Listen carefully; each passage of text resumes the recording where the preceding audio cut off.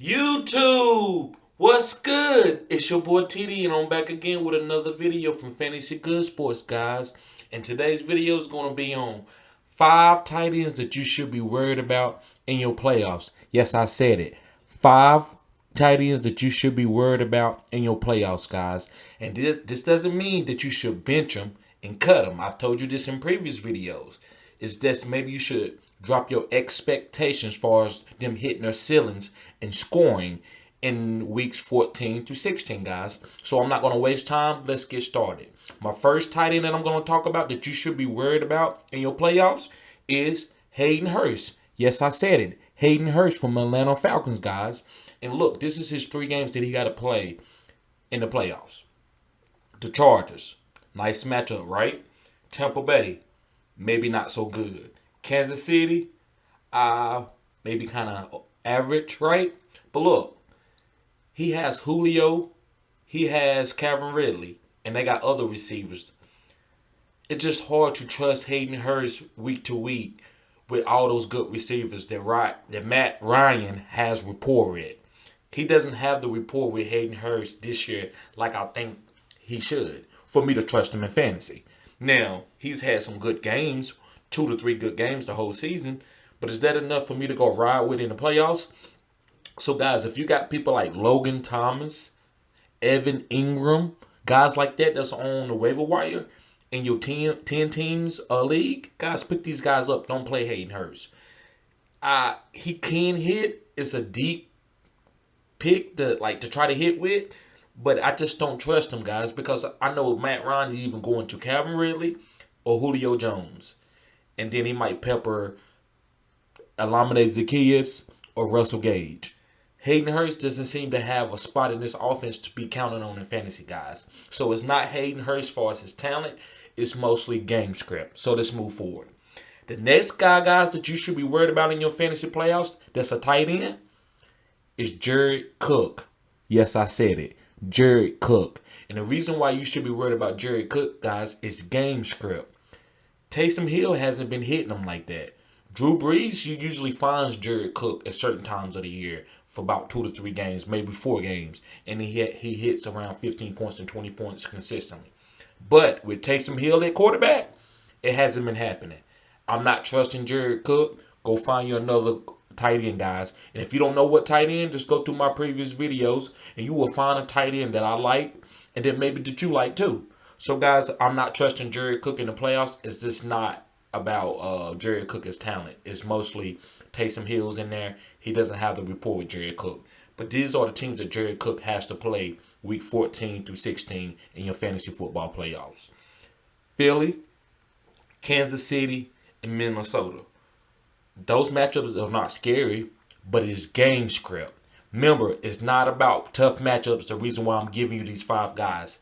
It's accumulation of all things. So, with their game script, none of these teams doesn't even matter. I don't care if it was the number 1 and number 2 defense against tight ends. I still would tell you to maybe sit Jared Cook or find you another tight end if you don't have anything else, guys. So let's move forward.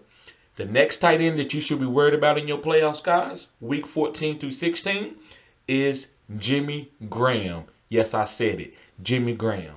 Guys, the last 3 weeks, they've been phasing Jimmy Graham out and trying to get Cole Kmet into this offense, this young stud. Cole is a good tight end, guys. So they've been trying to get him ready for the new regime, or if they're going to fire Matt Nagy, or just for next year. Jimmy Graham, they probably going to phase him out, maybe use him for a number 2 tight end next year, or maybe even let him go. So let me give you the games that Jimmy Graham has to play in your playoffs. Houston, nothing to be scared about.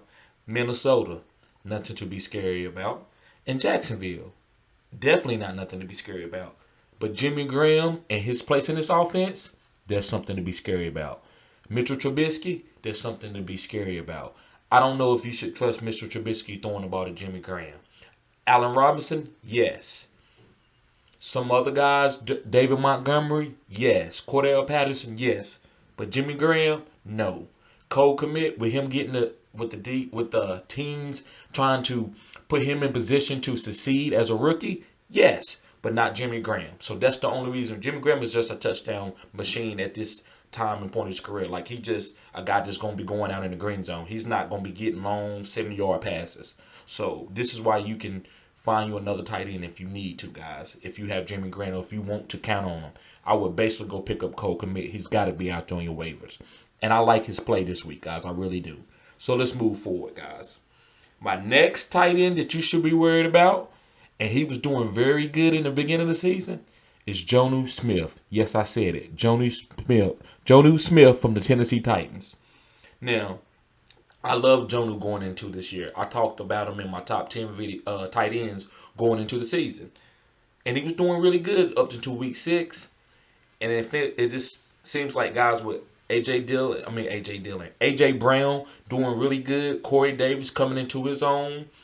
And Fersker not really being that bad. And Derrick Henry being the man that we know Derrick Henry is. And Ron Tannehill playing very good for that contract that he got. They don't really need Jonnu. It just seems like Jonnu only gets like little gadget plays for him to run the ball in. So it's kind of weird. Like he's not a great route runner. And I see it. He's not a great route runner. But he's very athletic.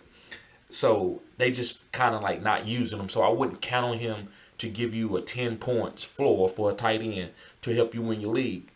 So guys, if you can find a different tight end, I would. Jonnu is just too risky. This is the playoffs. We need bell cows at all positions, right? So let's move forward, guys. The last but not least tight end that you should be worried about, and this has nothing to do with talent. It has more to do with game script and quarterback change. It's Dallas Goedert. Yes, I said it, guys. And I know this is edgy, but yes, you should be a little bit worried about Dallas Goedert. And this is no particular order, so it's not like he's the worst. It's just he's on this list. And the reason he on this list, guys, is for one, he has some tough matchups. He got to play New Orleans. That's tough. Arizona's not too bad against the tight end. And then Dallas. We know Dallas what Dallas is. That's a smash play. But Carson Wentz just got benched. Yes, I said it. And Jalen Hurts, he hasn't played with a lot of tight ends. He come from a spread offense, and so it wasn't a lot of tight ends in the spread offense. If they was running it from the slot. So to me, to have that chemistry with Dallas Goedert, I gotta wait and see, guys. I could be wrong about this, but I think we should be worried just to look and see. So if you got a better smash play, if you got 2 good tight ends, maybe you sit Goedert for this week and wait and see. And especially with them playing against New Orleans.